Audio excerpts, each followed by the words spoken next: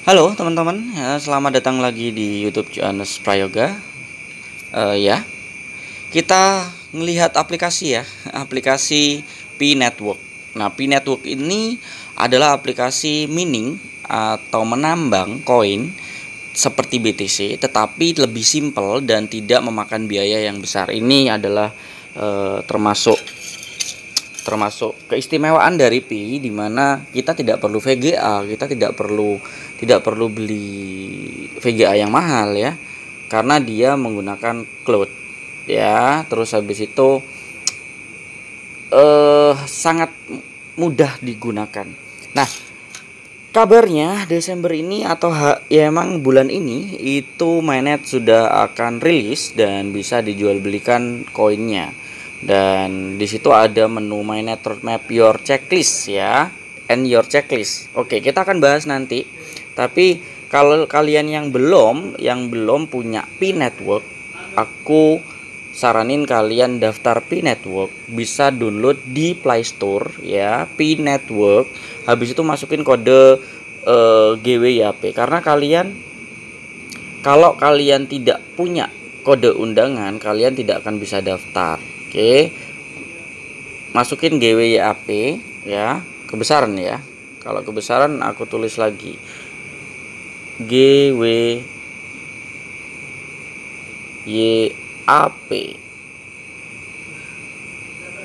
Oke, kode itu untuk kalian daftar di Pi Network.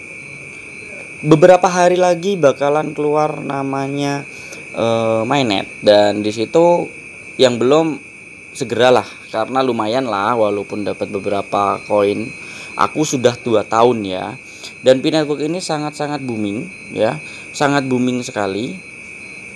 Sampai-sampai ibuku sendiri itu ketika aku update status tentang Pi Network, dia langsung ngechat aku pernah ditawarin sama teman-teman di sini ya, dan aku diinstalin dan bla bla bla ya.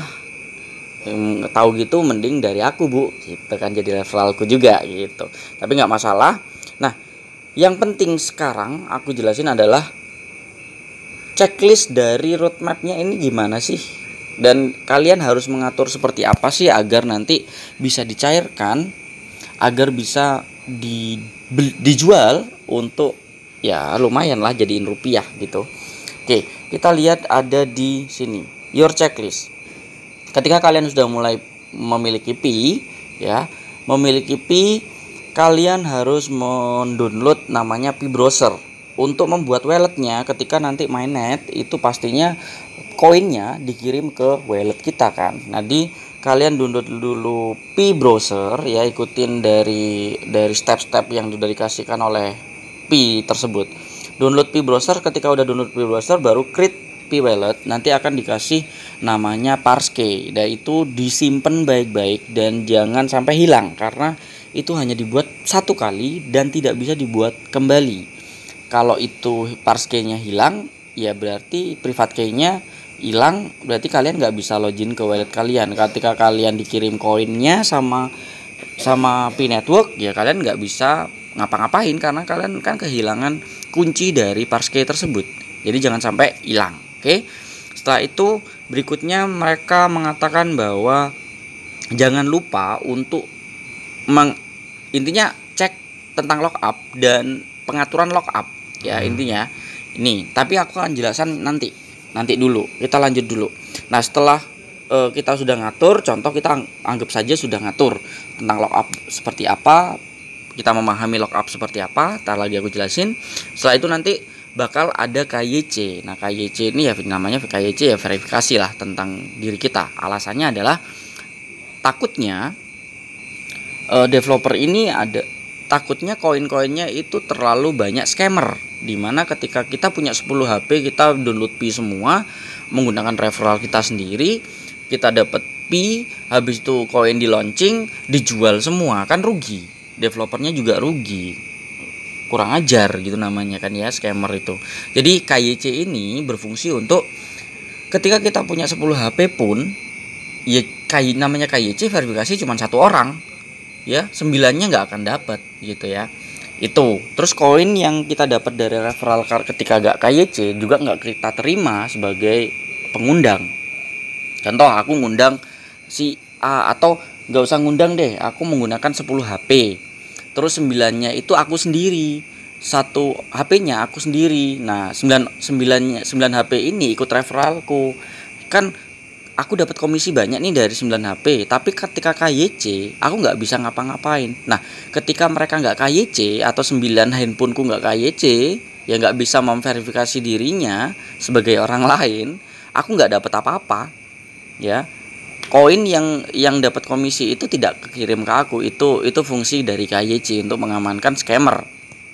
Terus wait for KYC result, diterima atau tidak, pastinya gampang lah kalau ini. Kalau kalian sendiri dan punya KTP dan bisa membuktikan diri kalian sendiri, ya pasti lulus lah ya. Terus habis itu ketika kalian memiliki referral, jangan lupa memfollow up tim kalian, ya, memfollow up yang kalian undang untuk melakukan KYC. Karena ketika kalian referral kalian tidak melakukan KYC, koinnya atau komisinya tidak akan kalian terima, sia-sia ya, kayak gitu. Sekarang kita akan membahas tentang lockup, ya, tentang lockup. Lockup ini kita akan lihat bisa dipencet tadi, bisa, atau di mainnet. Nah, di mainnet ini, ya, di sini ya, aku ulangi. Di mainnet ini, ya, ketika kita pencet, kita akan ada di pengaturan lockup nanti. Nah, di sini. Nah, ini ada yang kuning, ada yang ungu, ada yang ungu gelap, ada yang ya ungu muda. Nah, aku jelasin dari yang kuning dulu. Unverified balance adalah komisi dari referral kita. Itu yang aku bilang. Ini akan tersimpan di sini, unverified balance. Nah, unverified balance ini tidak akan bisa keluar atau tidak akan bisa kita terima jika mereka tidak KYC dan lulus KYC, ya. Jadi sia-sia, para scammer bakal sia-sia ketika mereka menggunakan handphone lain untuk menipu Picoin. Tidak akan bisa diterima komisinya. Ini fungsi dari KYC, oke? Ini yang kita terima dari referral. Terus yang kedua adalah yang ungu, itu adalah koin punya kita sendiri dari awal kita mining, ya. Ini adalah koin dimana kita menambang dari awal gabung sampai saat ini, ya, itu yang ungu. Terus yang wallet balance itu masih coming soon, karena kita harus punya namanya wallet nanti. Nah, walletnya kan udah dibuat, yang aku udah di P-Browser. Itu kalian simpan baik-baik, bakal di situ. Terus lockup balance. Nah, ini lockup balance ini masih coming soon, tetapi di sini ada konfigurasi lockup rate. Nah, ini yang perlu kita atur. Perlu kita atur di sini. Sekarang, ketika kita lihat di situ ada lockup percentage, ya. Persentase dari lockup kita berapa persen? Kalau 100% berarti semua koin yang sudah kita tambang dari awal sampai akhir itu akan di lock 100%, ya. Contoh aku tadi punya berapa? Aku tadi punya 999 koin, ya. Yang ini ya, bukan yang ini. Kalau yang ini tidak akan masuk hitungan karena dia harus menunggu referral kita terverifikasi atau KYC. Ketika belum unverified balance ini tidak akan masuk di lockup rate. Walaupun sudah KYC sebenarnya tidak masuk ke lockup rate.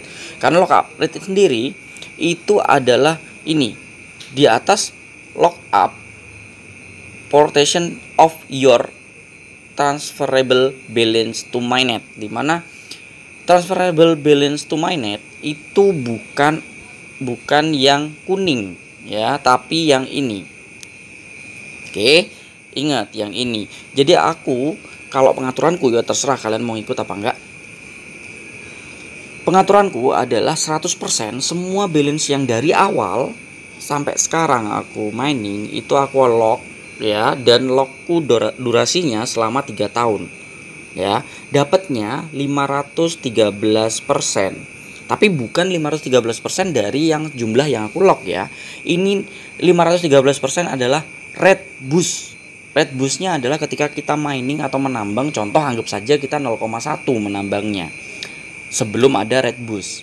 Nah, ketika kita menggunakan 3 tahun dan 100% dari balance kita, itu maka 0,1 500%-nya itulah per jamnya yang akan kita tambang. Jadi bukan hasil dari, contoh aku mau ngelok 1000 koin, terus aku milih 3 tahun dan 100%, aku dapat 500% dari 1000 koin. Bukan seperti itu, tetapi 500 boost rate-nya.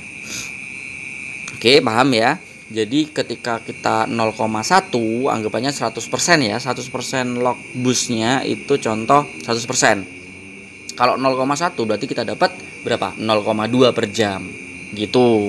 Kalau seumanya pertamanya itu 1 pi per jam, maka ketika lock boostnya itu 100%, itu berarti kan dapat 2 per jam gitu. Kalau memang 500% berarti berapa? Berarti 5 pi per jam. Nah, kalau semuanya 0,1, 0,5 per jam atau 0,6 nanti. Kayak gitu. Itu rate boost-nya. Jadi naik berapa persen menambang kita. Itu ya. Jadi banyak yang di YouTube salah sangka bahwa di sini adalah 500% itu pendapatan ketika berapa koin yang kita lock. Itu tidak, tetapi dari jumlah berapa yang kita dapat tiap jam untuk menambang itu. Oke. Terus habis itu yang penting lagi apa lagi ya? Nah, preview unverified bonus punya aku masih coming soon karena lumayan banyak yang ikut referralku. Nanti kalian akan tahu siapa yang high rate, siapa yang low rate, atau siapa sih yang punya komisi terbesar untuk kita, itu bakalan ada di atas sendiri. Tapi ini belum ya. Nanti tunggu aja. Itu aja yang bisa aku jelasin. Jangan lupa kalau gabung Pi Network bisa download di Play Store atau App Store. Terus masukin kode GWYAP.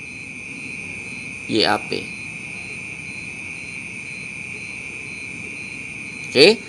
Masukin kode GWYAP untuk kalian download Pi Network di App Store atau Play Store. Lumayan nanti bisa kita jual. Dan Nicholas Kokali sendiri mengatakan bahwa kalau di percakapan kemarin terakhir itu untuk konsensus harga Pi, berapa sih harga Pi ya? Dia mengatakan bahwa ada yang mengatakan bahwa membernya itu $100. Terus ada yang menimpali, wah itu mah terlalu murah. Ada yang menimpali lagi, mungkin $1000. Ada yang menimpali lagi, wah itu terlalu mahal. Nah, Nicholas Kokali mengatakan lagi bahwa $1000 itu terlalu murah gitu loh.